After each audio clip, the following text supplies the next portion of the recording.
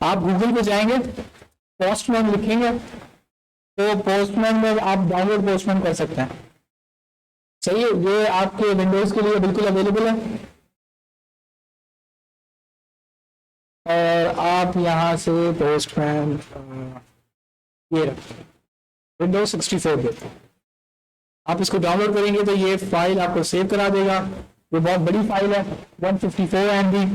लेकिन ये जरूरी नहीं है कि मैं इधर करूं, मेरे पास एक और तरीका है इसको ऑनलाइन चलाने का। ठीक है, लेकिन आप कोशिश कीजिएगा कि आप पहले डाउनलोड करें, आप फिर इसको इस्तेमाल करें, क्योंकि उससे कुछ इश्यूज हैं वो आपके सॉल्व हो जाएंगे, और ऑनलाइन में कुछ इश्यूज होते हैं वो आपको मसला करेंगे। ठीक है, हम अपने login.js पे जाते हैं और एक मिनट में अपनी लिंक चेक कर लूं जो है।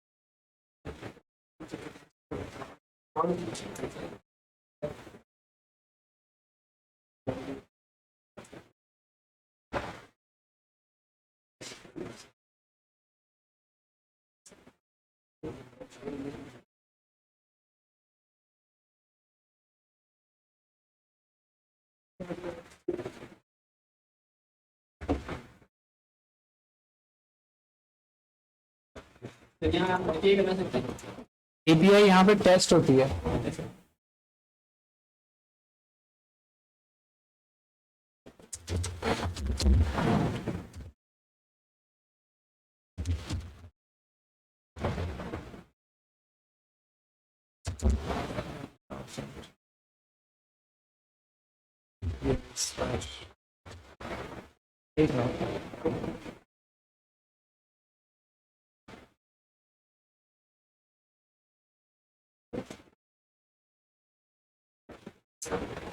देखें, जो भी आपकी एपीआई होगी, जो भी आपकी एपीआई होती है उसका एक यूआरएल होता है, जिस तरीके से आपकी वेबसाइट्स का यूआरएल होता है। लेकिन प्रॉब्लम ये है कि ये वाला जो यूआरएल है ये जस्ट आपकी जो रिएक्ट की एप्लीकेशन है उसके पास होता है। यूजर इस यूआरएल पे नहीं जाता, आपकी एप्लीकेशन इस यूआरएल से कम्युनिकेट करती है। तो सबसे पहले तो इसका मेथड ये डिसाइड करना होता है कि इसका मेथड क्या है। इस वक्त मैं कौन सा मेथड इस्तेमाल कर रहा हूँ, पोस्ट। उसके बाद आप हेडर, इसके अंदर हेडर मैंने बताया हेडर क्या होता है, वो एक एक्स्ट्रा इन्फॉर्मेशन होती है जो सर्वर को भेजनी होती है। तो उसमें एक्स्ट्रा इन्फॉर्मेशन क्या मैं क्या भेज रहा हूँ, कंटेंट टाइप एप्लीकेशन जैसा। सही है, ये मैं क्यों कर रहा हूँ ये सारी कहानी, मैं रिएक्ट से पहले आपको सर्वर के साथ कम्युनिकेट करके दिखाना चाहता हूँ कि देखो जवाब क्या आता है, सर्वर मुझे कैसे जवाब देता है। अब सर्वर को क्या लगेगा कि इससे पूछ कौन रहा है, एक रिएक्ट एप्लीकेशन। ये पोस्टमैन जो है इसके लिए इस्तेमाल होता है कि आप बाहर किसी जावास्क्रिप्ट के किसी भी चीज के आप पहले चेक कर लो कि आपका सर्वर कम्युनिकेट कर भी रहा है या नहीं। ऐसा ना हो कि आप सारा काम रिएक्ट के अंदर कर लो और वो कम्युनिकेट ना कर रहा हो, आप बोलोगे काम क्यों नहीं हो रहा। ठीक है, उसको पहले इसका जवाब देख लेते हैं तो आपको कहानी ज्यादा समझ आएगी। अब मेरा जो सर्वर है वो एक इंफॉर्मेशन एक्सपेक्ट कर रहा है, वो समझ रहा है कि मैं उसको कोई ना कोई चीज भेजूंगा जिसको वो चेक करेगा। तो लॉगिन पे मैं उसको क्या क्या भेजूंगा, यूजर नेम और पासवर्ड। सही है, यूजर नेम और पासवर्ड। और यूजर नेम हमारे पास है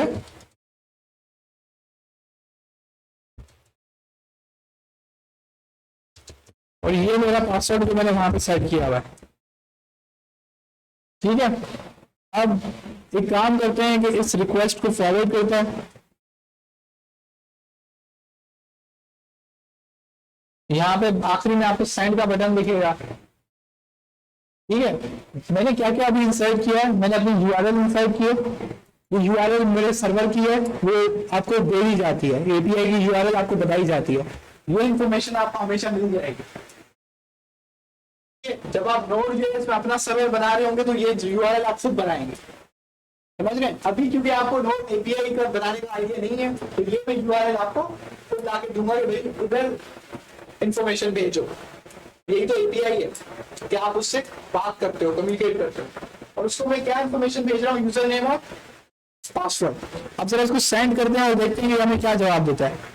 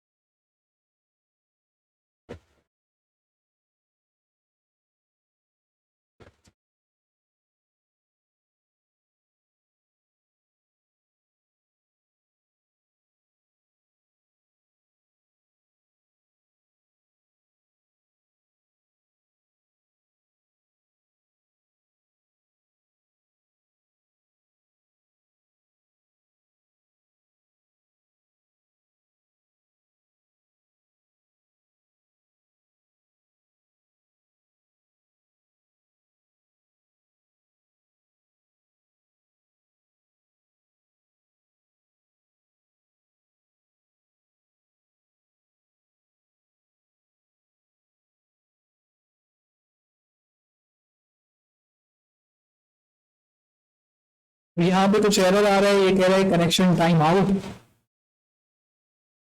मैंने सेम यूआरएल को भेजा, इसका एक सिंपल सा मतलब है कि मेरा सर्वर जो है किसी वजह से डाउन है, चल नहीं रहा है। AWS का जो सर्वर है, तो आज का दिन फिर भी हम इसको ज़ाया नहीं करते, हम एक काम कर सकते हैं।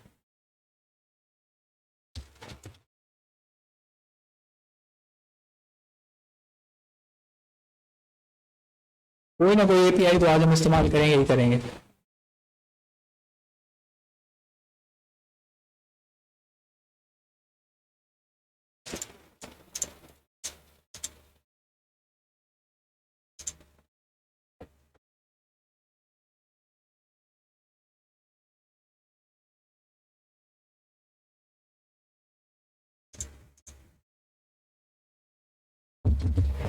अबे तो आपने बताया भी सर दूसरी जगह पे। ये क्या चक्कर है, ये किसने किया है फिर एक पासवर्ड कितनी जगह पर लगा है? यार? ये तो कुछ यही होगा। नहीं नहीं, जो इम्पोर्टेंट जगह है बॉडी में आपने शो कर दिया पहले पोस्टमैन में जहाँ आपने एक जगह पर मैंने चेंज किया था, पता नहीं कहाँ से। फेसबुक था आई थिंक।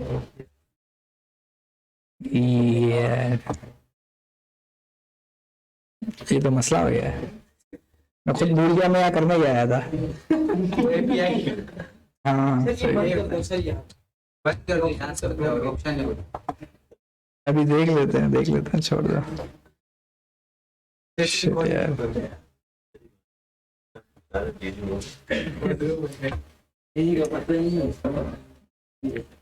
मसला ये है ना कि गिटहब पे पोया मेरी सारी, जितने सारे प्रोजेक्ट हैं सब इधर ही हैं।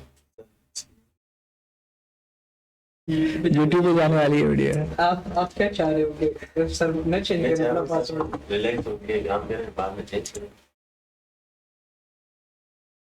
ठीक है, तो API कॉल लिमिट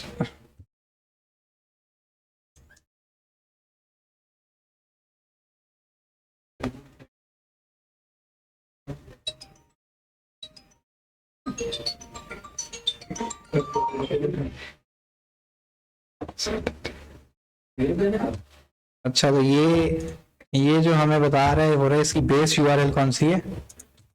ये एप आईडी मिसिंग, हाँ ये सही काम कर रहा है। ये हमारी बेस आईडी है, तो हम अब इस बेस आईडी को इस्तेमाल कर सकते हैं। ठीक है, तो ये मेरी बेस आईडी हो गई। अब ये कह रहा है कुछ हेडर्स ज्यादा जाएंगे, इधर क्या चीज मिसिंग है, ऐप आईडी। तो यहाँ पर हमें एक अदद ऐप आईडी दी हुई है, और नेविगेशन में हमें ये बताया हुआ है कि हेडर्स के अंदर ऐप आईडी जरूर देना। तो हम हेडर्स पे क्लिक करते हैं। एक तो इतना बड़ा हो गया है, कहाँ गया पोस्ट में, ये रहा। इधर हम लोग इसकी वैल्यू देते हैं ये ऐप आईडी और ऐप डैश आईडी। ठीक है, इसको हम जरा फॉरवर्ड करते हैं। तो पाथ नॉट फाउंड मतलब कि हम एपीआई के साथ अब कम्युनिकेट कर रहे हैं, वो कह रहे हैं कि ये किसी चीज का पाथ नहीं है जो तुमने इस्तेमाल किया है। ठीक है, अब इसकी कोई चीज ढूंढते हैं जो हमें यूज हो सकती है। यूजर डेटा, अब स्लैश यूजर में हमें आई थिंक ये बताएगा कि मेरे पास कौन कौन से यूजर्स हैं। तो अगर हम इसको स्लैश यूजर करें, सेंड करें, तो ये अभी भी हमारे पास दे रहा है पाथ नॉट फाउंड। एक मिनट,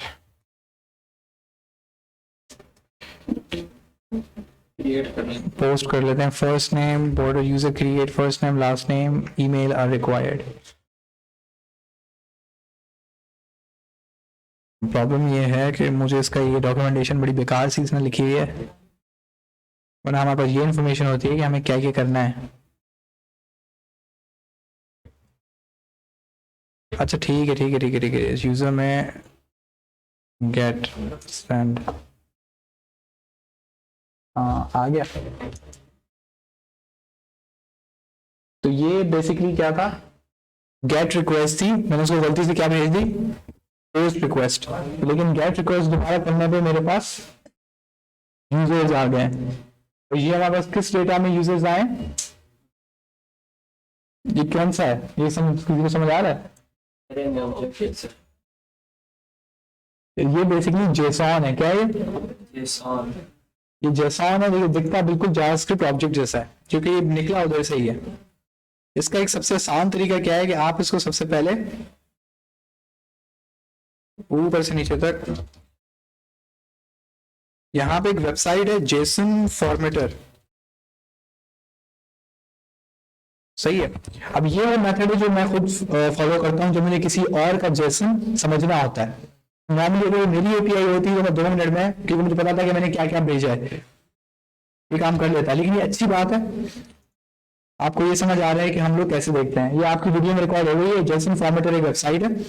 अब ये मैं यहाँ पे इसको जेसन को नॉर्मली चेक करता हूँ, तो नीचे स्क्रीन आ गई है, इस फुल स्क्रीन का एक बटन है, ये रहा। आप फुल स्क्रीन को दबाएंगे, ये फुल स्क्रीन पे खोलेगा। लेकिन सबसे बड़ा इसका फायदा क्या है, इसका मतलब है कि जो हमारे पास आउटपुट में ऑब्जेक्ट आएगा उसके अंदर कितनी प्रॉपर्टीज होंगी, डेटा, टोटल, पेज और लिमिट। इसका मतलब है हमें कितने यूजर्स भेज रहा है, ये हमें कितने यूजर्स भेज रहा है, 99 यूजर्स भेज रहा है। और वो यूजर्स कहां पर होंगे, डेटा कौन सी डेटा टाइप है, एरे है। इसका मतलब डेटा क्या है, एरे है। उसके बाद जब हम इसको एक्सपेंड कर रहे हैं तो आप देख रहे हैं कि ऑब्जेक्ट्स हैं, क्योंकि ये एरे थी तो 0 इंडेक्स पे क्या पड़ा हुआ है, एक यूजर। और इस यूजर में हमें क्या क्या मिल रहा है, ID, title, first name, last name और पिक्चर। ठीक है, अब पिक्चर में इन्होंने पता नहीं क्या दिया होगा, रैंडम यूजर तो दिया है, वो तो मैं भी देख रहा हूँ। अब इस एपीआई को हम यूज करते हैं और रिएक्ट में इसका रिस्पांस चेक करते हैं कि इसका रिस्पांस हमारे पास कैसे मिल सकता है। तो हम लोग इधर आते हैं अपने कंपोनेंट्स में। कंपोनेंट्स में हम एक नया बना लेते हैं user.js, क्योंकि अभी ये लॉगिन नहीं है, ये टोटल यूजर्स देखने का एक तरीका है। ये बात समझ आ रही है सबको? यहाँ पर हम इसको RAFC करते हैं। कितने भी हमारी वेबसाइट पे लॉगिन करेंगे ऐसे पता जाएगा। हाँ, कहाँ पे? ये में से पता जाएगा। सेव हो जाता है, डेटाबेस में सेव होता है। इसका मतलब इन्होंने सिंपल कई डेटाबेस बनाया हुआ है, उसके अंदर ये सारा सेव हुआ है। और ये बहुत अच्छी है, डमी एपीआई नाम है इसका। तो ये आपको फ्री में ऐसे ही एपीआई देता है कि उसको बस इस्तेमाल कर लो, ठीक है। तो फ्री है वैसे, कोई इसमें ऐसी बड़ी बात नहीं है। तो अब यहाँ पे डेव में यूजर आ रहा है। अब प्रॉब्लम ये है कि हमने इसमें वो लगाया हुआ था, राउटिंग लगाई थी, याद है सबको। अगर आप app.js में आओगे तो ये मेरे पास राउटिंग लगी हुई है सारी। इसको याद है कैसे हुई थी? आप थे जब राउटिंग पढ़ाई गई थी। भी जब मैं इसको खोलूंगा तो मुझे क्या दिखेगा? अब जब मैं मेन पेज खोलूंगा तो मुझे क्या दिखेगा? मेरे कहने का मतलब है कि ये है मेरा ब्राउजर में लोकल सोर्स 3000 में जा रहा हूँ, तो मैं बस क्या खुल रहा है? Login form. मुझे ये लॉगिन फॉर्म नहीं चाहिए, मुझे ये जो भी मैंने नया नया बनाया है user.js, मुझे ये दिखाना है। तो मैं क्या करूं? राउटिंग का सवाल है, सिंपल, बहुत आसान सवाल है, ठीक है। इन्होंने अभी बात कही कि एक नया राउट बनाओ, बोले जी एक नया राउट बना लिया मैंने। राउटर में मुझे एक पाथ देना होता है और दूसरा एलिमेंट। एलिमेंट तो समझ आ रहा है कि एलिमेंट में मुझे चाहिए यूजर, ठीक है। यूजर एक कंपोनेंट है, ऊपर ऑटोमेटिकली इंपोर्ट हो जाएगा, ये रहा, करेक्ट है। मुझे इसको पाथ बताना है, पाथ क्या होगा?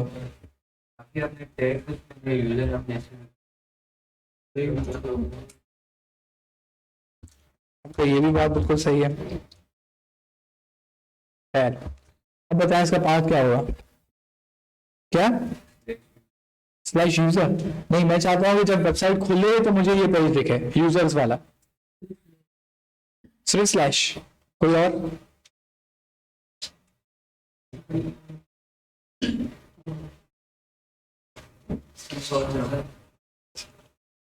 अजीज भाई,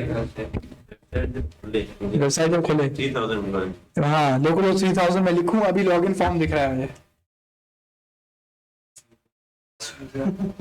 तो क्यों आ रहा है? उसकी वजह है यूनिवर्सल पहले आपने यूजर लिखा नहीं, सर ये यूनिवर्सल है ना, खाली 5 यूनिवर्सल हो गए, 5 यूनिवर्सल। अभी वो मैंने कोई भी इसको पाथ नहीं दिया है तो वो उसको यूनिवर्सल काउंट कर रहा है, ठीक है। तो लेकिन आप पाथ उसको यूनिवर्सल दोगे तो ये टेक्निकली अब सही वैल्यू दिखाएगा कि हमें यूजर्स के पास पहले ले जाएगा। जब भी आप काम कर रहे होते हो तो आपके कुछ प्रोटेक्टेड राउट्स होते हैं, कुछ पब्लिक राउट्स होते हैं। तो प्रोटेक्टेड और पब्लिक में क्या फर्क है? कि जो पब्लिक होते हैं वो सबको दिखते हैं, जैसे कि आपका लैंडिंग पेज, होम पेज, सही है, वो आसान है। आपने जो भी पहले फ्लैश कुछ भी लिख दिया वो पहले दिख जाएगा, बहुत आसान है। मसला तब उठेगा कि जब आपको मैं कहूंगा कि ये वाला जो कंपोनेंट है ये सिर्फ तब दिखे जब यूजर लॉगिन हो जाए। तो यूजर जबरदस्ती इधर आने की कोशिश करे तो उसको वापस कहाँ भेज दो? लॉगिन पे। ये बात समझ आ रही है? जैसे कुछ वेबसाइट्स होती हैं, आप उसमें देखेंगे कि विकिपीडिया /प्रोफाइल, अब /प्रोफाइल अगर आप लॉगिन नहीं है तो वो आपको घुमा के कहाँ ले जाएगा? लॉगिन, कहेगा पहले लॉगिन करो। ये बात समझ आ रही है? अब ये काम आप अपनी वेबसाइट में कैसे करेंगे? इसको हम बेसिकली, इस मसले का नाम क्या है? प्रोटेक्टेड राउट्स और पब्लिक राउट्स। जो चीज आपको विदाउट साइन इन नहीं दिखती उसको हम क्या कहते हैं? Protected routes. तो मतलब ये जो कंपोनेंट है ये तब तक नहीं दिखेंगे जब तक ये बंदा साइन इन नहीं है, उसको हम प्रोटेक्टेड राउट्स कहते हैं। पहले आपको थोड़ा एपीआई का आइडिया हो, फिर हम लोग प्रोटेक्टेड राउट्स की तरफ जाएंगे। प्रोटेक्टेड राउट्स के बाद आप किसी भी ई कॉमर्स का डेटा का एक वेब पेज बनाएंगे। इस तरीके से आपकी पूरी रिएक्ट की एप्लीकेशन काम करेगी, ठीक है। उसके बाद आप उस जो प्रोडक्ट है उसको आप ऐड करेंगे या बाय का बटन दबाएंगे तो ऊपर एक छोटा सा जैसे वो कार्ट नहीं होता उसमें 1 लिखा आ जाएगा। आगे चल के आप ये बेसिकली ऐप बनाएंगे जो कि आपकी प्रोजेक्ट ऐप होगी इस पूरे कोर्स की, एक फुल फ्लैश ई कॉमर्स की वेबसाइट जिसमें आपका लॉगिन होगा, साइन अप होगा, प्रोटेक्टेड राउट्स होंगे, ठीक है। अब जैसे कि आपका कार्ट है, आप कार्ड को तब तक आप नहीं जा सकते कि जब तक आप तक लॉगिन नहीं हो, सही है ना? वरना किसका कार्ड दिखाएगा आपको? तो अगर आप लॉगिन हो तो आपको एक सिर्फ आपके प्रोडक्ट दिखने चाहिए, ये भी अलग मसला है। तो जो आपको इधर इस कोर्स के फाइनली जो ऐप बनानी है वो ये ऐप बनानी है। असाइनमेंट अभी तो चले, इसको कंप्लीट आपको चीजें नहीं पढ़ी हैं, इसको आपको इतनी भी नहीं है। तो हम यूजर्स में जाते हैं, अब हम एपीआई का डेटा उठाते हैं। पहले तो उसको बंद करो, ठीक है। सबसे पहले तो कोई भी जावास्क्रिप्ट का फंक्शन हम लगाते हैं, हम रिटर्न के बाहर लगाते हैं। अब तक तो आई थिंक आपको ये याद हो गया होगा। और इस कंपोनेंट की बॉडी के अंदर लगाते हैं। अब आई थिंक हमने एक्सियोस डाउनलोड कर लिया था, तो हम एक्सियोस को यहाँ पे कॉल करते हैं, ठीक है, फ्रॉम एक्सियोस। देखिए हर चीज का डॉक्यूमेंटेशन अवेलेबल होती है। अगर आप कोई भी चीज पढ़ें, जैसे इस डमी एपीआई का मुझे पता नहीं था, मैंने जस्ट लिखा डमी एपीआई क्योंकि मेरी एपीआई नहीं चल रही थी, तो मुझे मिल गई और मैंने जल्दी से इसका क्या पढ़ लिया, डॉक्यूमेंटेशन। ये चीज आपको आनी चाहिए। जैसे एक्सियोस है, बहुत सिंपल सी लाइब्रेरी है, और ये लोग कोशिश करते हैं कि सबसे अच्छी डॉक्यूमेंटेशन लिखे, ताकि अगर जो नया बंदा पढ़ने को आ रहा है वो इसको इजीली इस्तेमाल कर ले। और सबसे अच्छी डेटा सोर्स कौन सी होती है, उसकी खुद की गिटहब की प्रोफाइल, क्योंकि जब हम उसकी गिटहब की प्रोफाइल में जाएंगे तो उसमें अपने रीडमी के अंदर ये सारी इंफॉर्मेशन लिखी हुई होती है, उसको कैसे इंस्टॉल करना है। अब हमने ये वाला तरीका इस्तेमाल किया था, npm install axios --- से, सही है। अब सेकंड स्टेप में वो हमें क्या बता रहा है कि इंपोर्ट कर लो। वैसे ये रिक्वायर जो है, रिक्वायर है, ये Node.js है, ठीक है, इस पे आप परेशान ना हो। ये जो रिक्वायर है ये Node.js की सिंटैक्स है, इससे मुझे ये पता लग रहा है क्या है, Node.js है। यार रमान, वो जाके पीछे से वो कुछ बच्चे बैठे हैं, उनका ये असाइनमेंट देके ये फर्स्ट फाइनल कर लो, ठीक है। तो ये आपका एक्सियोस है।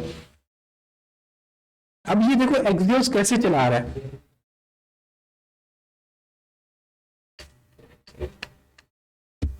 इसने क्या इस्तेमाल किया है, एक्सियोस डॉट, ये गेट क्या है, मेथड है। इस कौन कौन से मेथड्स होते हैं, गेट, पोस्ट, ऑप्शन, डिलीट और पुट। ये कुछ आपके मेथड्स हैं, लेकिन आप पॉपुलरली कौन सा इस्तेमाल करते हो, गेट और पोस्ट। गेट में और पोस्ट में क्या फर्क है, एक में यूजर के पास में की वगैरह होती है, एक में पूरा नाम। नहीं, गेट और पोस्ट में क्या फर्क है सर? एक बार पर लॉगिन साइन अप होता है ना, नहीं, लॉगिन साइन अप इसका ताल्लुक ही नहीं है। एक में यूआरएल में और सारी नंबरिंग सर वो रिक्वेस्ट एक में हाँ सही है। किसमें आती है, किसमें आता है वो, यूआरएल में सब कुछ गेट में आता है। गेट रिक्वेस्ट में जो भी आप इंफॉर्मेशन सर्वर को भेजोगे वो कहाँ आएगी, यूआरएल में। और पोस्ट में वो सारी चीजें हिडन होती हैं, छुपा के वो कोई डेटा भेजता है। तो जो कोई सीक्रेट डेटा होता है, जैसे आपका यूजर नेम, पासवर्ड, वो आप किसके थ्रू भेजोगे, पोस्ट। और अगर आपको सिर्फ कोई उसको बताना है कि मुझे क्या चाहिए, जैसे मुझे यूजर्स चाहिए तो स्लैश यूजर, कि मुझे क्या चाहिए, यूजर दे दो। कोई इन्फॉर्मेशन डेटा, कोई ऐसा सेंसिटिव डेटा नहीं है, तो आप स्लैश यूजर आपने कर दिया, आपको वो इन्फॉर्मेशन बैक आ गई, ठीक है। अभी हम जाते हैं और सबसे पहले इसको कंसोल में चेक करते हैं। अब ये मैंने लिखा एक्सियोस, मैंने लिखा डॉट गेट। सबसे पहले वो मुझसे क्या मांगेगा, एक्सियोस सबसे पहले क्या मांगता है, यूआरएल, ठीक है। यूआरएल में const URL is equals to, अब ये कौन सी रिक्वेस्ट थी, गेट रिक्वेस्ट थी, याद है सबको। यस, गेट रिक्वेस्ट में कोई भी डेटा आप नहीं भेजते, क्योंकि सारा डेटा कहाँ होता है, यूआरएल के अंदर। तो अगर मैं इसको सिंपली जाता हूं और इसको मैं पेस्ट कर देता हूं यहां पे कि ये मेरा है, लेकिन एक मसला होगा, मैंने हेडर्स में क्या भेजा था, ऐप आईडी, मुझे तो भेजना पड़ेगा, वरना उसको कैसे पता लगेगा कि मैं कहां पे क्या भेज रहा हूं। तो उसने उसका क्या तरीका बोला हुआ है,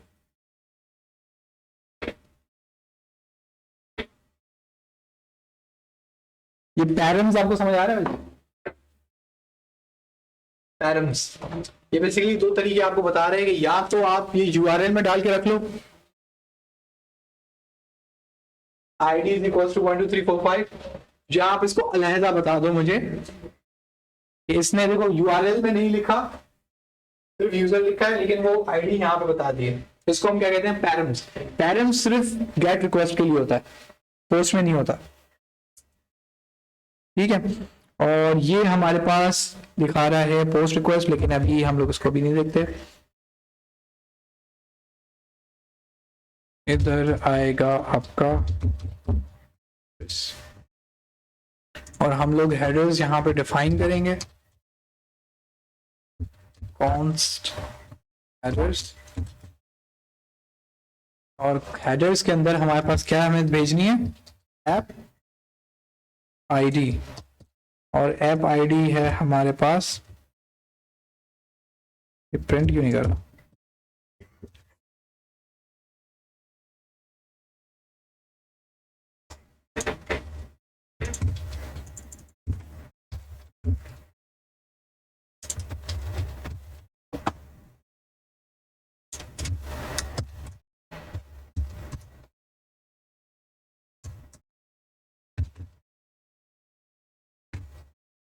ठीक है। इसको पहले चेक कर लेते हैं कि हमारे पास रिस्पांस आ रहा है या कोई इशू आ रहा है। वैसे बहुत इसका रिस्पांस लेने का तरीका आसान है, इसको मैं पहले बना लेता हूँ फिर आपको बताता हूँ। और एक कैश आता है,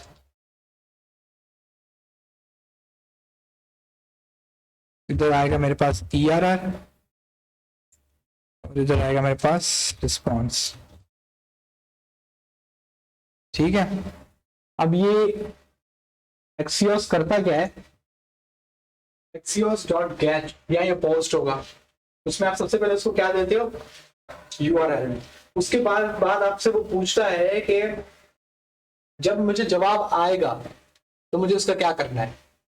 तो उसका रिस्पॉन्स पता करने के अब ये दो मेथड्स हैं।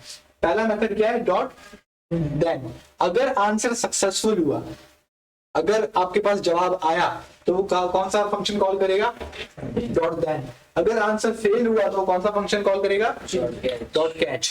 अगर आप इसको देखें तो ये बड़ा आसान है, इसको मैंने इसके अंदर फंक्शन लिख दिए तो शायद थोड़ा कॉम्प्लिकेटेड लगेगा, लेकिन अगर आप इसको मिटाएं तो ये कुछ हो ये रहा है कि इधर डॉट देन है, फिर उसके बाद क्या है, डॉट कैच। ये ऐसे लिखा हुआ है, ठीक है। फिर इनके पैरेंथेसिस में मैं क्या पास कर रहा हूँ, फंक्शन।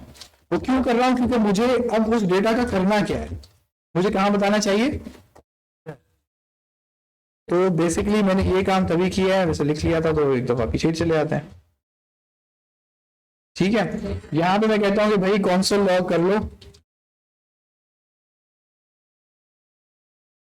console.log रिस्पॉन्स, और यहीं पे अगर आपके पास एरर आए तो उसको भी क्या कर लो, ERR। करेक्ट है। अब हम अपनी ऐप पे वापस जाते हैं, रिएक्ट ऐप, इसको हम रीलोड करते हैं, इसके इंस्पेक्ट में आते हैं और कंसोल।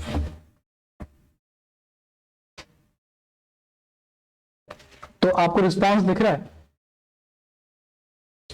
अच्छा, ये वही रिस्पांस है जो आप यहां पर देख रहे थे जेसन फॉर्मेटिव है, लेकिन अब आपको समझ आ रहा है कि मैंने जेसन फॉर्मेटिव में पहले क्यों दिखाया, यहां पे पहले क्यों नहीं दिखाया। क्योंकि यहां पे जब आपको दिख रहा है तो अब आपको कुछ समझ में नहीं आ रहा कि क्या हुआ, ठीक है। और जब जेसन फॉर्मेटिव में जवाब दिख रहा था तो सारा कुछ समझ आ रहा था कि हुआ क्या है। ये जो एक्सियस जब आप चलाते हैं तो एक्सियस खाली आपको रिस्पांस नहीं देता, इसके साथ कुछ एक्स्ट्रा इंफॉर्मेशन देता है। उस एक्स्ट्रा इंफॉर्मेशन में सबसे काम की चीज है वो क्या है, डॉट स्टेटस। ये दिख रहा है,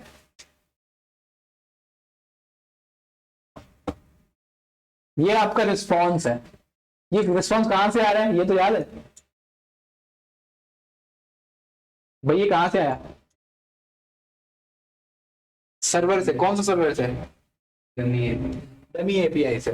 डमी एपीआई एक सर्वर है जो हमें ये डेटा दे रहा है। मेन हमारा ऑब्जेक्ट कौन सा है, यहां से शुरू हो रहा है और ये पूरा यहां पे खत्म हो रहा है, ठीक है। यहां पर सबसे पहले हमें क्या मिल रहा है, बल्कि उससे पहले डेटा, उसके बाद स्टेटस टेक्स्ट, ओके। और जो हेडर्स हमने भेजे थे, चाहिए वो मैं वापस रिटर्न करके बता रहा हूँ। अब ये जो स्टेटस होता है ना, ये सबसे इंपॉर्टेंट है। 200 का मतलब होता है पास, ये मैंने बताया था। 200 का मतलब होता है सक्सेसफुल। तो जब आप अपने अब लॉगिन में कोई जगह पे ये लिखते हैं कि आप लॉगिन सक्सेसफुल, जब आप लॉगिन करते हैं तो लिखा आ जाता है लॉगिन सक्सेसफुल, तो उसको कैसे पता लगा?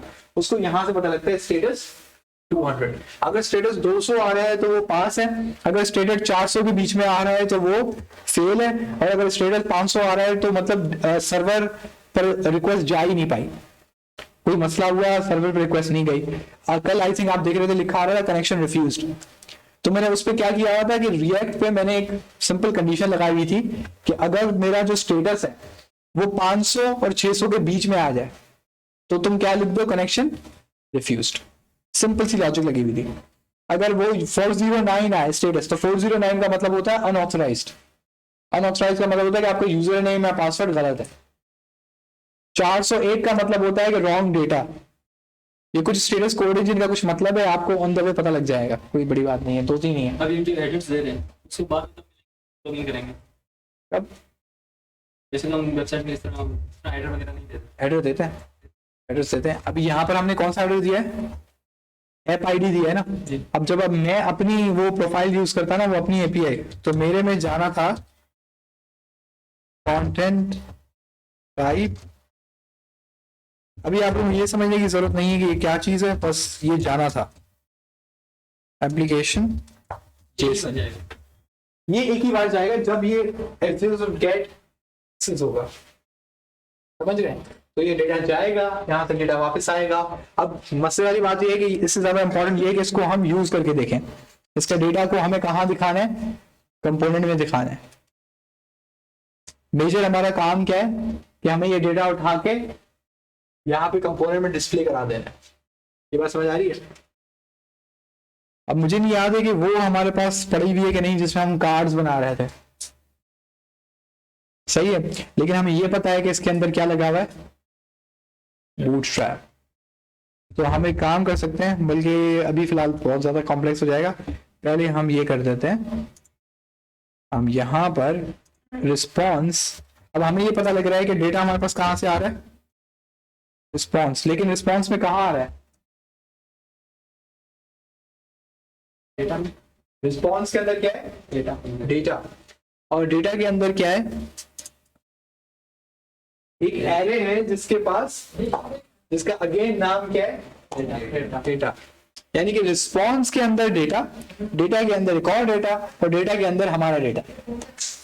समझ आ रही है?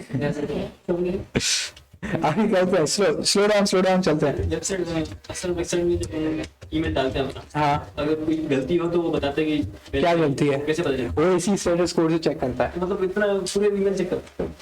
नहीं, स्टेटस कोड जो आता है ना सर्वर से, बस उसको चेक करता है क्या है। स्टेटस कोड 200 है तो बोलता है तुम पास हो गए। मतलब कौन से सर्वर से चेक करते हैं? सर्वर जो उनका बना हुआ होता है पीछे सर्वर, ये तुम ना समझो, ये जो है ना अभी डमी api.io.data, इस पर पहले मैंने जो अपनी प्रोफाइल लिखी थी ना, तो कौन सी है 3.14469.167, अब ये मैंने सर्वर AWS में सेव किया हुआ है, तो ये वहां पे जाएगा, उसके बाद ये रिक्वेस्ट आएगी कि भाई मैंने कुछ मांगा है, तो जो अगर मैंने वहां पे प्रोग्राम किया हुआ होगा वही आपको वापस मिलेगा।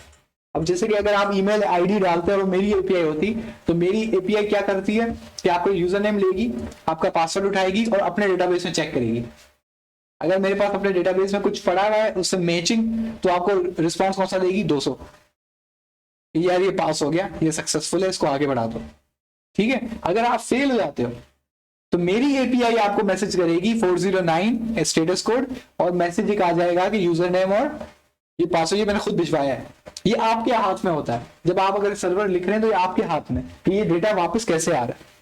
अभी आप लोगों का सर्वर साइड पे कुछ भी नहीं है, अभी आप भूल जाएंगे जादू होता है, एक बस रिक्वेस्ट जाती है, एक जादू होता है, कोई वापस आता है बस, ठीक है। अभी आपको लगेगा जादू, लेकिन जब आप वो पढ़ेंगे तो बोलेंगे यार ये क्या बकवास है, ये तो बहुत आसान चीज है, ये तो मुझे मेरे हाथ में कि मैं जो भी भेजूं, समझ रहे हैं।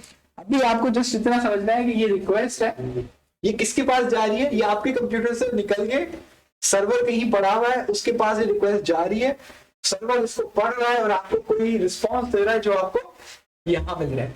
अब ये रिक्वेस्ट सक्सेसफुल हुई तो मुझे यहाँ रिस्पॉन्स मिला, अगर ये रिक्वेस्ट फेल होगी तो कहाँ मिलेगा? यहाँ पे।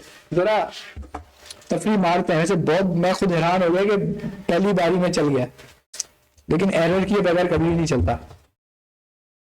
तो अभी मैंने कुछ चेंजेस किए हैं, ठीक है, मैंने आईडी बिगाड़ दी, तो मेरे पास क्या एरर आया, request failed with status code, समझ रहे हैं? अब मेरे पास स्टेटस कोड क्या है 403, क्योंकि मैंने ये err.response, आई थिंक ये आपको ज्यादा अच्छा दिखाएगा। मतलब जब हम साइन अप करते हैं तो हमारा लॉगिन हमारे ईमेल एड्रेस अपने पास सेव करते हैं और जब लॉगिन करते हैं तो वो अपने डेटाबेस में चेक करते हैं। डेटाबेस में चेक करता है। अब देखिए ये आ गया एरर डॉट रिस्पॉन्स पे कि अब मेरे पास स्टेटस क्या है 403। अगर आप इसको गौर से देखो तो क्या है, अब ये सारे डेटा सर्वर भेज रहा है। स्टेटस कोड और टेक्स्ट में उसने क्या बोला है, फॉरबिडन। फॉरबिडन क्यों दिया है, क्योंकि मैंने ऐप आईडी गलत भेजी जानबूझ के, क्योंकि मुझे दिखाना था। और ये प्रिंट कहां से हुआ, कैच यहां से हुआ, सही है। इसका मतलब है एक्सिस ने क्या किया, एक्सिस और गेट, एक्सिस ने बोला इस यूआरएल पे जाओ, लेकिन क्या चीज लेकर जाओ, ये हेडर लेकर जाओ। एक ख्याल रखिएगा, ये हेडर्स जो है ये खुद एक ऑब्जेक्ट है, और इस ऑब्जेक्ट को मैंने एक और ऑब्जेक्ट के अंदर रखा हुआ है। ये इसकी कन्वेंशन है, मतलब ये लिखने का तरीका है। एक्सिस ये हमें कहता है कि ऐसे दो, समझ में आ रही है बात?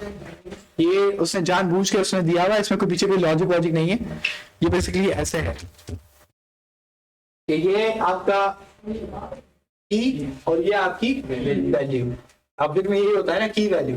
लेकिन मैंने आपको बताया था कि मैं शॉर्टकट में अगर दोनों के नाम सेम है तो मैं ये कर सकता हूँ, एक दफा लिख दूं तो बात एक ही है, क्योंकि दोनों के नाम एक है, की भी एक है, सेम वैल्यू भी एक है।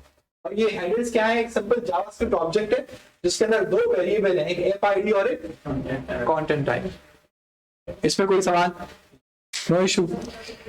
अब ये वाली जो लाइन है, लाइन नंबर 10, इधर क्या हो रहा है कि एक्सियोस जो है ये एक लाइब्रेरी है जावास्क्रिप्ट की, वो इस यूआरएल पे जा रही है, ठीक है। और कौन सी इंफॉर्मेशन लेकर गई है, ऐप आईडी। और ये ऐप आईडी 05 में वापस कर देता हूं इसको। तो ये ऐप आईडी पे इधर गई, ये लेके सर्वर के पास गई कि भाई मुझे डेटा दो, और उसने ये ऐप आईडी उसको दे दी। सर्वर ने अपने डेटाबेस में चेक किया कि क्या ये ऐप आईडी वाला बंदा एग्जिस्ट करता है, मतलब इसको मुझे डेटा देना चाहिए। जब आप इसको हिट करते हो, उसको ये बंदा मिल जाता है, क्योंकि मैंने अभी अकाउंट बनाया है, उसको पता लगता है हाँ यार ये बंदा है, तो आगे जो डेटा था वो उठा के मुझे वापस कर देता है। जब सक्सेसफुल हुआ तो कौन सा चला, देन। और देन के अंदर मैं जो कुछ भी लिखूंगा वो तब चलेगा जब रिक्वेस्ट सक्सेसफुल होगी। अभी मैंने क्या लिखा हुआ, कौन सा लो रिस्पॉन्स, तो मेरे पास जवाब आ गया रिस्पॉन्स।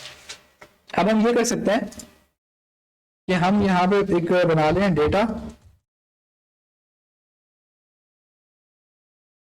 बल्कि लिख लें सबसे ऊपर बनाते हैं आउटपुट, सेट आउटपुट,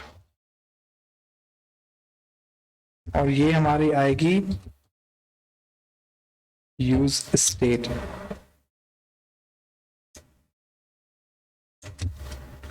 ये तो सबको याद है, ठीक है। मैंने एक आउटपुट की मैंने एक बना ली,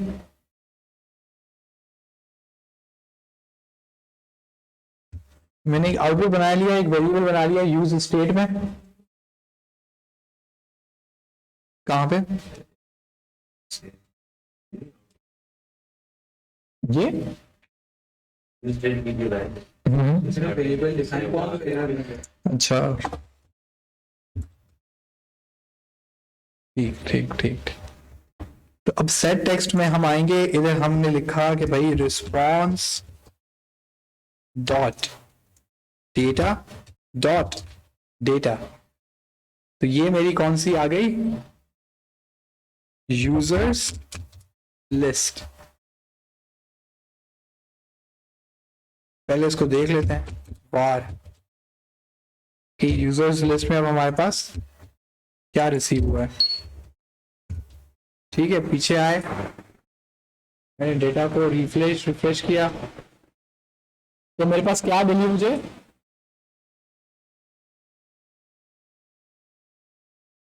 समझ आई? तो ये कहां पे मुझे मिला, रिस्पॉन्स डॉट डेटा डॉट। अगर ज्यादा बेटर होता है कि आप यहाँ पर क्वेश्चन मार्क लगा दो। इस क्वेश्चन मार्क से ये सिंपली होता है कि जावास्क्रिप्ट कहता है कि भाई अगर है तो आगे बढ़ो, अगर ये नहीं है तो यहीं पर रुक जाओ, ताकि वो कोड ब्रेक ना हो, कोड में एरर ना आए, कोड अच्छे से काम करे। तो ये क्वेश्चन मार्क का भी मतलब होता है, इससे कंफ्यूज मत होइएगा। वैसे हो जाए तो खैर है, लेकिन नहीं हो रहा। ठीक है जी, अब इसको हम जरा यूज करने पे आते हैं। अब हम जाते हैं अपने बेस पर, हम अपने आते हैं इधर बूटस्ट्रैप पे।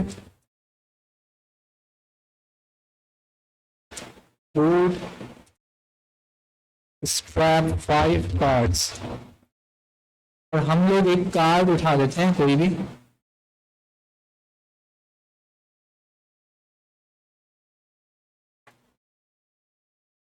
ठीक है, ये एक छोटा सा कोई कार्ड है। मैं क्या करता हूं कि यहाँ पे एक और कंपोनेंट बना लेता हूं, पर्सन डॉट जेएस। ठीक है, इस पर्सन डॉट जेएस में अब मैं क्या करूंगा, सबसे पहले तो मैं एक कंपोनेंट बनाऊंगा। कंपोनेंट तो याद हो गया होगा तुम लोगों को, बना के ये अब देखें, ये कोड है HTML का है, तो अब ये कुछ एरर्स देगा। अब इनमें से सबसे पॉपुलर एरर कौन सा है कि ये कह रहा है कि IMG का टैग क्लोज नहीं हुआ, तो वन बाय वन हम इसके एरर्स हटाएंगे। उसके बाद दूसरा एरर हमें दे रहा है क्या, कि हमारे पास ये जो क्लास नेम है ये बदलो। ठीक है, तो इसका सबसे आसान तरीका ये है कि आप यहाँ ऊपर एडिट पे आए, आप रिप्लेस पर आए, आप इसको बोले कि भाई जहां पे क्लास इक्वल्स टू लिखी हो इसको बदल दो क्लास नेम में, और जो सबको बदल दो, तो सारी आपकी क्लासेस चेंज हो गई। अभी मुझे कोई एरर नहीं दिख रहा, वो स्लाइड हो गया, इसको चला के देखते हैं, बहुत कम होता है ये आसानी से चलेगा। हाँ क्यों, क्या दिया हुआ,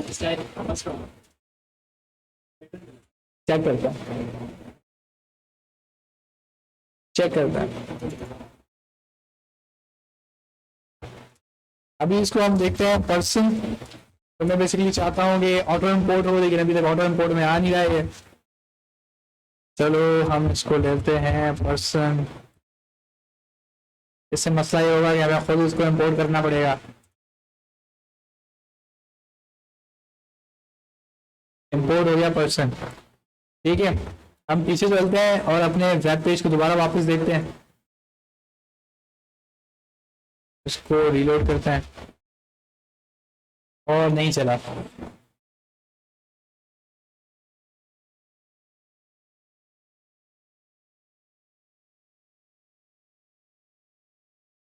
तो ये कुछ हमें एरर दे रहा है अजीब सा।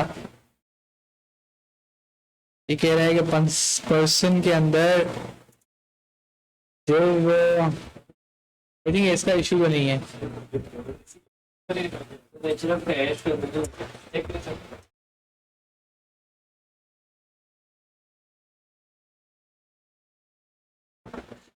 ये तुम्हारे से हुआ था क्या,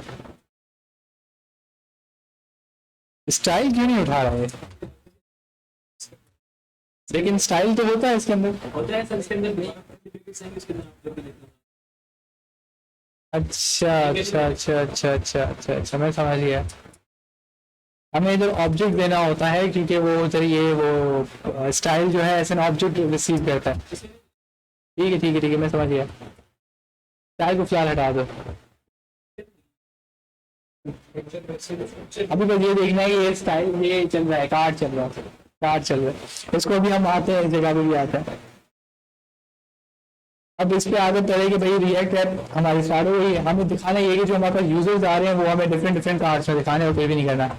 अब हम सिंपल क्या करते हैं कि यूजर पे चलते हैं, और यहाँ पे हम बेसिकली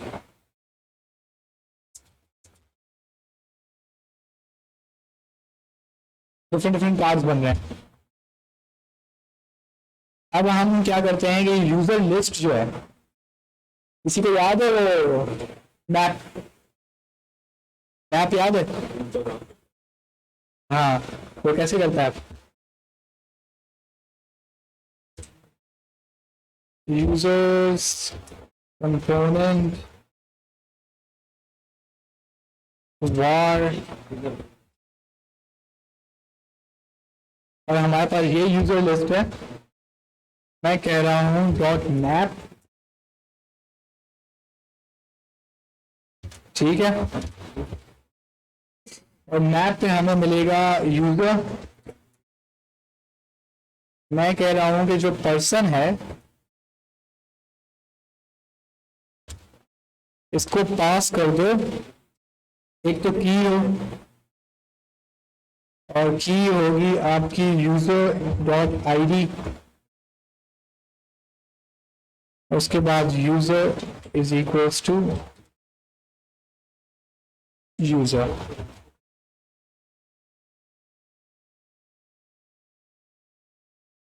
और ये वाला जो हमारे पास स्टेट है,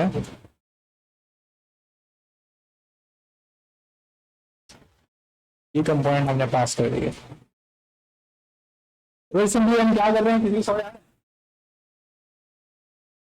क्या हो रहा है यहाँ पे?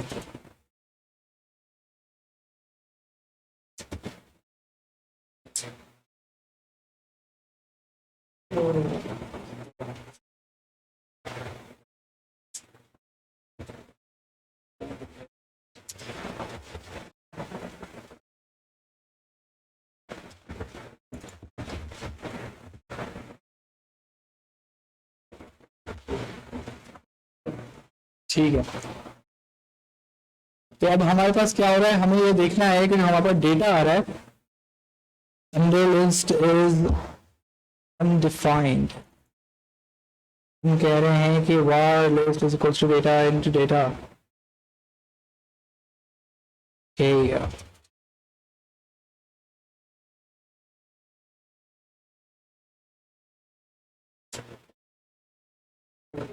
क्या इसका मसला है?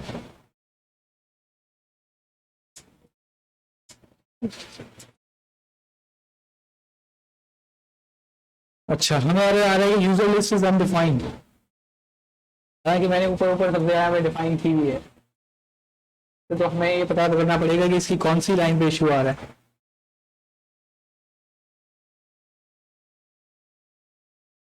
यूजर लिस्ट माइंड, अच्छा सबसे पहले हम ये कर सकते हैं, फिर इसको दे दें एक एम्प्टी एरे, इसके अंदर हम लोग पकड़ सकते हैं, कैंसिल कर दो सीधा ऑफ, ठीक है। तो हमारे पास ये वाला ख़त्म हो गया। तो इसके बाद हम यहाँ पे console.log यूजर्स लिस्ट, और हम इसको रिलोड करेंगे तो हमारे पास एरे आ गया। अच्छा, समझ आया हुआ क्या है? समझ आया कुछ नहीं, बस क्लियर हो रहे थे। तो ये मसला ये हो रहा था कि ये है सिंक्रोनस है, सिंक्रोनस फंक्शन का थोड़ा चक्कर है। प्रॉब्लम ये होती है कि एक्सिस्ट और कैट है, ये थोड़ा टाइम लगाता है एग्जीक्यूट होने में, ठीक है। उसको थोड़ा इशू लगता है, टाइम लगता है जब तक इसमें डेटा आए। प्रॉब्लम ये हो रही थी कि ये लाइन चली, लेकिन अभी इसको चलने में थोड़ा टाइम है, जब से यूजर, क्योंकि सर्वर से डेटा आने में थोड़े सेकंड लगेंगे। तो लेकिन जावास्क्रिप्ट में कुछ फंक्शंस होते हैं, उनको हम कहते हैं एसिंक्रोनस। क्या कहते हैं? एसिंक्रोनस फंक्शन में क्या होता है, वो कहता है कि भाई मुझे टाइम लगेगा, जब मेरा काम पूरा होगा तो मैं तुम्हें जवाब दे दूंगा, फिलहाल तुम आगे चले, समझे। तो ये थोड़ी देर के लिए अपना काम करता रहेगा, जावास्क्रिप्ट को बोलेगा तुम आगे पढ़ना शुरू कर दो। उससे प्रॉब्लम ये हो रही थी कि यूजर लिस्ट कहाँ बन रहा था इसके अंदर, तो अब जब तक ये कंप्लीट नहीं हुआ तो यूजर लिस्ट बना नहीं। जब यूजर लिस्ट बना नहीं तो यहाँ से एरर उठा रहा था लाइन नंबर 25 से कि यूजर लिस्ट इज डिफाइन। मुझे दिख रहा था कि यूजर लिस्ट यहाँ पे मैंने डिफाइन किया, तो मैंने इसका सिंपल सोल्यूशन क्या निकाला, तो पहले मैंने एक एम्प्टी एरे बना दी और उस एम्प्टी एरे को मैंने यहाँ डिफाइन कर लिया। अब होगा क्या कि जब यूजर लिस्ट चल जाएगा, तो ये एम्प्टी अरे किससे रिप्लेस हो जाएगी? एक सिंपल एक सोल्यूशन निकाला, एक सिंपल एरर था, ठीक है। और ये काम ऐसा होता ही रहता है। इसका मतलब है कि अब हमें आउटपुट यूज करना है, आउटपुट को इधर एज एन स्ट्रिंग हमें दे देना है। अगर हम इधर लिखेंगे आउटपुट, नीचे चला गया आउटपुट मैप। अब ये वाला जो फंक्शनैलिटी है, इधर हम कह देंगे सेट आउटपुट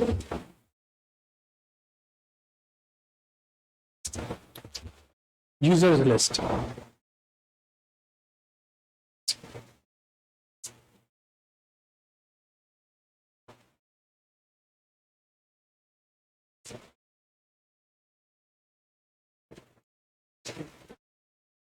अब हमारे पास 99 यूजर्स के बदले 99 कार्ड्स बन गए। क्यों? क्योंकि अभी तक मैंने इसका डेटा पास नहीं कराया था, सिंपल सिर्फ कार्ड्स प्रिंट करा दिए। क्यों? कैसे प्रिंट कराया मैंने ये मैप का फंक्शन बनाया हुआ, ठीक है। अब मजे की बात है कि ये जब फंक्शन चला तो ये पहले चल गया था, लेकिन उस वक्त आउटपुट के अंदर कुछ भी नहीं था, तो ये आगे बढ़ गया सिंपल, इसके अंदर कुछ भी नहीं आया। लेकिन जब दोबारा से मुझे उसमें रिसीव हुआ, जब मुझे रिप्लाई रिसीव हुआ, तो इसने क्या कर दिया? सेट आउटपुट यूज स्टेट आप सबने इस्तेमाल किया है। अब यूज स्टेट के अंदर डेटा जब भी बदलेगा तो नीचे भी बदल जाएगा। जब यूज स्टेट बदला तो ये मैप फंक्शन दोबारा चला। अब किस पे चला? जो उसके अंदर डेटा है। अभी काम करते हैं, हम दोबारा जेसन फॉर्मेट में आते हैं।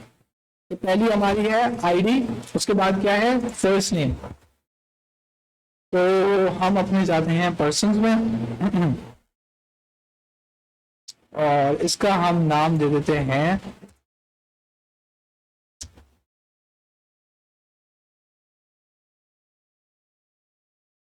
प्रॉप्स। क्यों? क्योंकि मैंने यहां पे क्या पास किया है, सबको पता है कि हम की जरूर देते हैं। यूजर मैंने यहाँ पे क्या दिया हुआ है? एक प्रॉप दिया हुआ है। तो इसका मतलब है कि मुझे यहाँ पे डेटा कहाँ पे मिलेगा? किसी को समझ आ रहा है कहाँ पे मिलेगा? props dot user dot first name. अब हमारा गैस क्या है? अभी तक हमने कौन से लॉग नहीं कराया। इस कंपोनेंट में हमें पहले क्या कराना चाहिए? यहाँ पे कौन सा लॉग है, प्रॉप्स के अंदर क्या क्या आ रहा है। नॉर्मल तरीका ये होता है। अभी मैंने गैस कर लिया, शायद डेटा इसी में आएगा, prop dot user dot filter. अब ये डॉट यूजर कहाँ से आया? यूजर मैंने यहाँ पे पास किया है, ठीक है। और इसके अंदर मैं यूजर देख रहा हूँ, ये खुद एक ऑब्जेक्ट है, इसलिए ऑब्जेक्ट है। तो मैं यहाँ पे यूजर डॉट, तो पीछे चलते हैं और देखते हैं कि हमारा रिस्पॉन्स कैसा आया, एरर आया या काम हुआ। तो इस नेम तो परफेक्ट आ रहा है, सही है। उसके बाद हमारे पास दूसरा कौन सा डेटा है? लास्ट नेम, पिक्चर और ईमेल।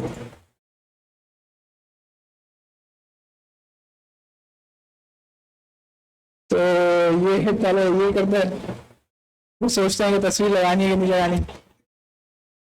मदरसा पता नहीं, सारा को पता नहीं कौन सी तस्वीर देगा वो मुझे। तो लास्ट नेम, हम दोबारा वापस जाते हैं, हमारा ये वापस हुआ, सही है। तो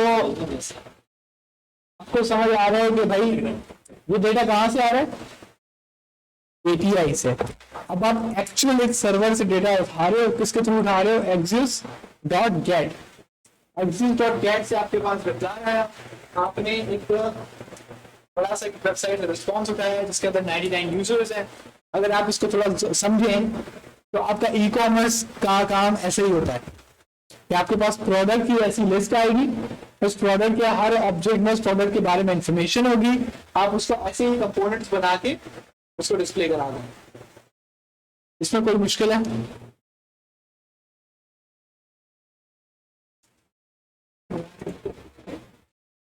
ट्राई करते हैं।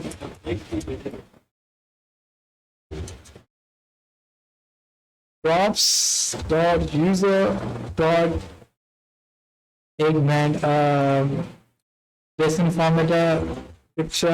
अब देखो मैं यहाँ पे जेसन फॉर्मेटर का मैं हमेशा इस्तेमाल करता हूँ प्रॉपर्टीज वगैरह देखने में और ये देखने में कि मेरा डेटा किस तरीके से मेरे पास आ रहा है। ये एक्चुअली मैं इसमें इस्तेमाल करता हूँ क्योंकि बड़ा क्लीन दिखाता है, ठीक है। और दूसरी की सबसे खास बात ये, इससे आपको ट्री स्ट्रक्चर का पता लगता है। जेसन जो होता है वो ट्री स्ट्रक्चर में आता है, मतलब सबसे पहले आपको पकड़ना होता है उसकी मेजर ब्रांच। ये इसकी मेजर ब्रांच है जो कि रिस्पॉन्स है, response dot data, response dot data में पूरा आएगा, क्या समझ रहे हैं? ये इसकी रूट है। तो रिस्पॉन्स डॉट डेटा के अंदर क्या है? डेटा, रिस्पॉन्स डॉट डेटा ये रहा, ठीक है। तो मैं यहां तक पहुंच गया। रिस्पॉन्स डॉट डेटा के अंदर मेरे पास बहुत ज्यादा वैल्यूज, तो उसके लिए मैंने क्या इस्तेमाल किया है? Dot map. अब डॉट मैप में जब यूजर चलेगा तो यूजर में उसको क्या मिलेगा?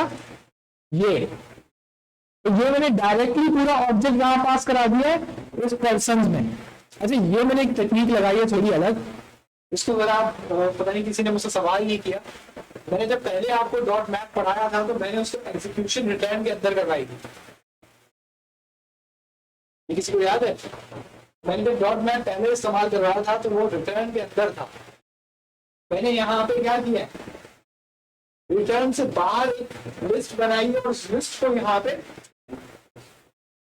एग्जीक्यूट करा दिया। तो अगर आप इसका जवाब पूछें, जो अल्हम्दुलिल्लाह किसी ने इसका सवाल नहीं पूछा लेकिन मैं फिर भी जवाब दे रहा हूँ कि रिएक्ट जो है वो जावास्क्रिप्ट लिस्ट एग्जीक्यूट करवाता है, जावास्क्रिप्ट लिस्ट दिखाता है, लेकिन उसकी कंडीशन है जावास्क्रिप्ट लिस्ट के अंदर या तो HTML यानी कि JSX का कंपोनेंट होना चाहिए, या कोई दूसरा कंपोनेंट होना चाहिए, या फिर कोई स्ट्रिंग होनी चाहिए, जैसे एप्पल, बनाना, पाइनएप्पल, इस तरह की स्ट्रिंग होगी तो वो चला देगा।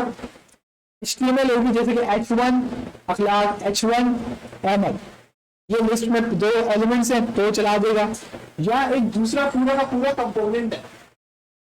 आप इस लिस्ट को कौन सा लॉग करेंगे ना, पर्सन पहला, फिर दूसरा पर्सन, फिर तीसरा पर्सन, फिर चौथा पर्सन, ऐसे पूरी लिस्ट बनेगी। तो इस वाली लिस्ट में हमारे पास क्या है? दूसरे कंपोनेंट्स, तो वो यहाँ पे रेंडर हो सकती है। तो 3 जगह पे रेंडर हो सकता है, एक तो या तो सिर्फ स्ट्रिंग हो पूरी लिस्ट में, दूसरा या HTML के टैग हो, एक टैग हो, तीसरा कोई दूसरा कंपोनेंट हो। तो फिर यहाँ पे मैंने क्या किया है कि मैंने इसको आसान रख दिया, इधर मैंने सारी फंक्शनैलिटी लगा दी है ताकि यहाँ पे समझ आए कि ये किसका पार्ट है, ये जावास्क्रिप्ट का पार्ट है। बट अगर मैं इसको यहाँ पे करवाता तो मुझे दोबारा से ब्रेसेस लगाने पड़ते हैं, सारा काम उसके अंदर होता है, फिर वहां से मैं रिटर्न कराता, फिर उसको एग्जीक्यूट कराता, तो थोड़ा काम डिफिकल्ट हो जाता है। यहाँ पे काम बहुत आसान हो गया। क्या? हाँ, तो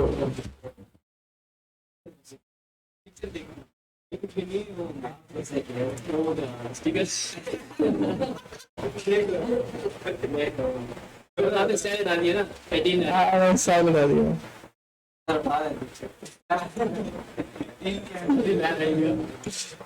एकदम सही।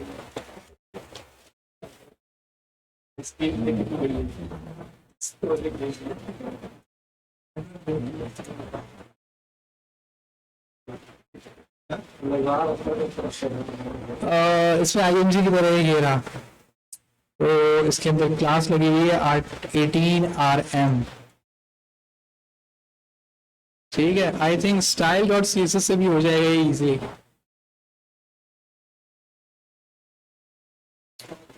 कौन सा वाला? लाइन लगा देते हैं, कौन से इस पे कार भी लगी हुई है ना, तो हम देते हैं इसको स्टाइल, स्टाइल के अंदर हम इसको दे देते हैं, हाँ तो सारे वो प्रॉपर्टी का नाम आएगा ये।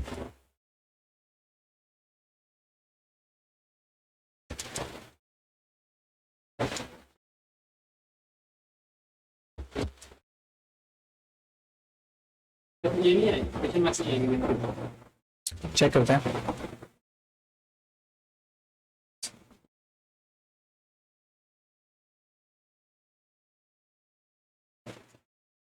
सही है। तो एक और काम कर लेते हैं कि यहाँ पे इस div को मैं दे देता हूँ क्लास नेम dflex।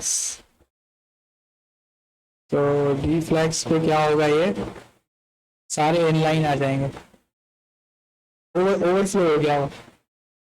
लेकिन चलो, मुझे जो दिखाना था मैं वो दिखा रहा हूँ। सही है। तो dflex लगाया मैंने, और कुछ नहीं किया। इसमें ओवरफ्लो लगी हुई है, ओवरफ्लो हटानी होगी तो वो सही हो जाएगा।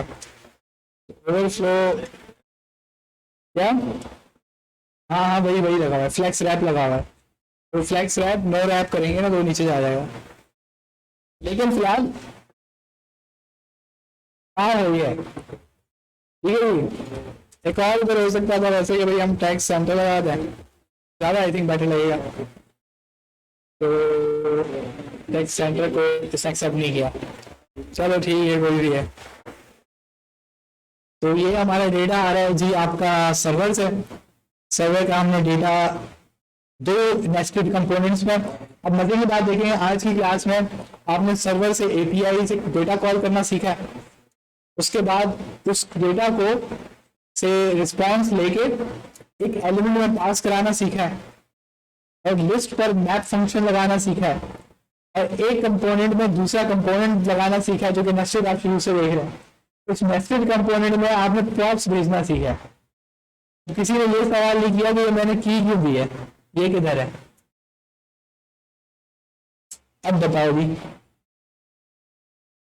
ये की किधर है। तो वहीं से आएगी, जेसन में आएगी ना। नहीं, की क्यों दी है मैंने, जब सारा डेटा यहाँ से जा रहा है यूजर से। फिल्टर वगैरह रिमूव करना। हाँ, तो मैंने प्रॉप्स यूज किए हैं, तो लेकिन प्रॉप्स में मैंने वहां पे देखो मैंने जस्ट यूजर्स बुलवाया है। ये आपका प्रॉप्स, प्रॉप्स मैंने क्या बुलवाया, यूजर डॉट मैंने कहीं भी प्रॉप्स डॉट की यूज की है। तो मैंने की क्यों दी, ये जब प्रॉप्स की क्लास चली थी तो ये जवाब उसका दिया गया था और बहुत डिटेल में दिया गया था। प्रॉप्स आपको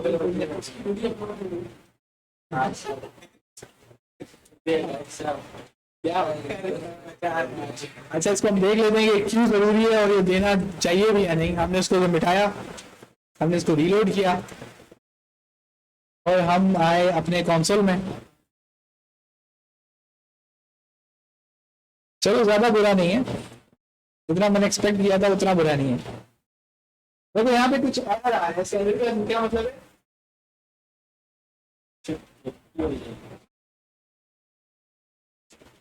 क्या है, क्या एरर क्या है, each child in a list should have unique prop. समझ रहे हैं, वो हमें कह रहा है कि जब आप लिस्ट मैप के थ्रू बना रहे हो, ये पूरी लिस्ट किसके थ्रू बन रही है, मैप। वो कह रहे हैं जब आप मैप के थ्रू ये लिस्ट बना रहे हो तो मुझे बताओ तो कि हर आपका जो एलिमेंट है वो यूनिक है, मुझे कैसे पता लगेगा, क्योंकि वो एक यूनिक चीज जो लिस्ट में होती है वो उसका इंडेक्स नंबर है, लेकिन रिएक्ट उसका इंडेक्स नंबर प्रिजर्व नहीं रखता, वो याद नहीं रखता। तो कह रहे मुझे कैसे पता लगेगा कि हर एलिमेंट अलग अलग है। तो उसके लिए हम लोग उसको क्या दे देते हैं, एक की का प्रॉप देते हैं। ये क्या है, मल्टीपल प्रॉप दे सकते हैं, ये तो आपको पता है। तो की में प्रॉप दे रहा हूं, मैं क्या दे रहा हूँ, user dot ID. User ID कहां से आ रही है, अगर आप इधर गौर करें तो उसकी पहली क्या है, तो मैं यूजर आईडी शो करवा और कुछ भी नहीं कर रहा। जावास्क्रिप्ट में आईडी की जगह इंडेक्स नंबर दे सकते हैं। आईडी की जगह इंडेक्स नंबर बिल्कुल दे सकते हैं, लेकिन हम इंडेक्स नंबर जो है वो प्रेफर नहीं करते, क्योंकि अगर आपकी कोई चीज डिलीट हो गई तो आपके सारे इंडेक्स नंबर चेंज हो जाते हैं। तो आप नॉर्मली क्या करते हैं, आप एक रैंडम यूआईडी जनरेट करा देते हैं। ठीक है, बीक्राइब आई थिंक एक लाइब्रेरी है, बीक्राइब एक रैंडम एक आईडी बना देती है, वो पास करा दो बस। ऐसे ही होता है। हाँ, मैंने अब अपनी जो एपीआई थी उसको मैं जो आईडी बना रहा था मैं यूज कर रहा था यूयूआईडी। मैं उसको यूज कर रहा हूँ यूयूआईडी। यूयूआईडी में भी सेम यही चीज होता है, एक बड़ी लंबी चौड़ी ये लोग आपको आईडी बना के दे देते हैं जो कि कंप्लीटली रैंडम होती है इस तरीके से। सही है। UUID इस तरीके से आपको एक वो आईडी बना कर दे देता है जिसको आप अपने यूजर नेम्स के लिए इस्तेमाल कर सकते हैं। मेरा जो सर्वर था वो ये यूज कर रहा है, वो खुद ऑटोमेटिक जनरेट हो जाती है, एक दिन सब लूप पे लगा हुआ होता है। ठीक है, तो ये आज की आपकी क्लास थी। अब आप लोगों ने API लगाना सीखी है, ठीक है। ये API अच्छी लग रही है मुझे, इसमें लॉगिन साइन अप का फंक्शन भी है। यहाँ पे अगर आप देखें तो हम ये भी लगा लेंगे। अब देखो ये किसका जबरदस्त फंक्शन है, ये भी हम करके देखेंगे। Gate user bye ID. अब ये क्या कह रहे हैं, ये कह रहे हैं कि भाई यूजर अभी सारे आ गए ना, ऐसा हो सकता है कि मैं गो समवेयर उस बटन को क्लिक करूं और ये जो बंदा है कोई जिस पे मैं क्लिक करूं तो इसकी प्रोफाइल खुल जाए, ठीक है, इसकी इंफॉर्मेशन आ जाए, इसकी प्रोफाइल खुल जाए। तो ये आपके पास राउट क्या आपको मांग रहे हैं /user/id, कि आप उसको उस यूजर की आईडी भेजोगे तो उसकी प्रोफाइल इंफॉर्मेशन आपको रिटर्न कराएगा। उसके बाद क्रिएट यूजर, बहुत आसान एक है कि भाई जब आप इस पे कोई पोस्ट रिक्वेस्ट भेजोगे तो मैं यूजर बना लूंगा आपके लिए, साइन अप। और वो आपसे इंफॉर्मेशन क्या क्या मांग रहे हैं, फर्स्ट नेम, लास्ट नेम और ईमेल आर रिक्वायर्ड। यानी कि जैसे ऑब्जेक्ट में आप उसको ये चीजें भेजोगे तो आपका यूजर नेम वो चीज पे कर लेगा वो। जैसे इसको हम देखेंगे ये काम कैसे हो रहा है, ये आईडी अच्छी मिल गई है इसको, इसके मेरे पता नहीं कितने बचे हैं।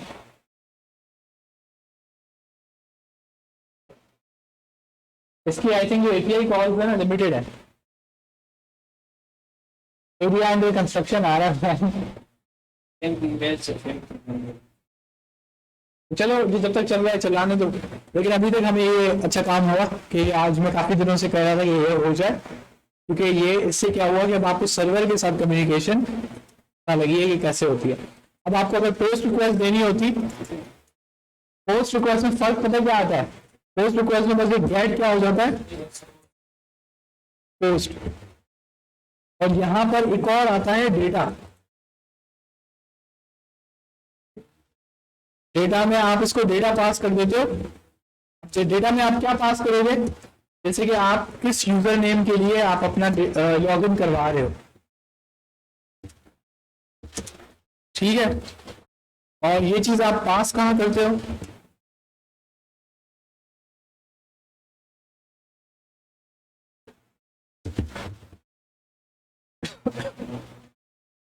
अब ये डेटा जो है ये बिल्कुल URL के बाद आता है।